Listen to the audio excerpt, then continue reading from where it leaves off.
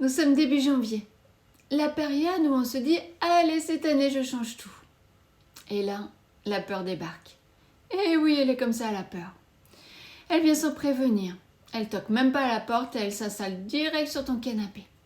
Peur de changer de boulot, peur de déménager, peur de se remettre au sport et de ne pas être à la hauteur, peur d'aimer à nouveau, peur même de manger une salade plutôt que son steak frites préféré. Et tu sais quoi? C'est parfaitement humain. Le problème, ce n'est pas la peur. C'est ce qu'elle peut provoquer quand on la fuit. Parce que c'est ce qu'on va faire. On va la fuir, forcément, parce que c'est inconfortable. Alors quand on la fuit, on se sent fatigué. On se sent plein de doutes. La peur nous paralyse. Elle nous fait procrastiner.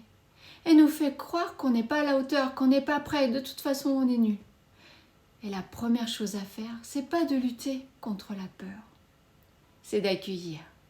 Ok, peur, je vois que t'es installée. Allez, je t'offre un verre.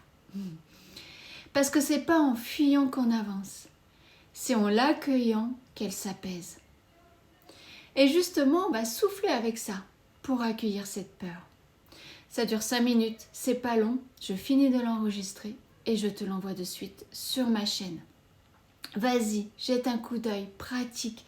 Tu verras, c'est pas si terrible que ça. Et après, je te conseille de poser une action.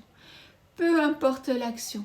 Envoie un SMS, passe un appel, mets une ligne sur ta to-do list. Peu importe. Mais fais une action. Parce que si tu fais une action, tu prouves à ton mental que tu es capable de surmonter cette peur. Et c'est très important. On se retrouve de suite sur ma chaîne. À tout de suite et abonne-toi. À très bientôt.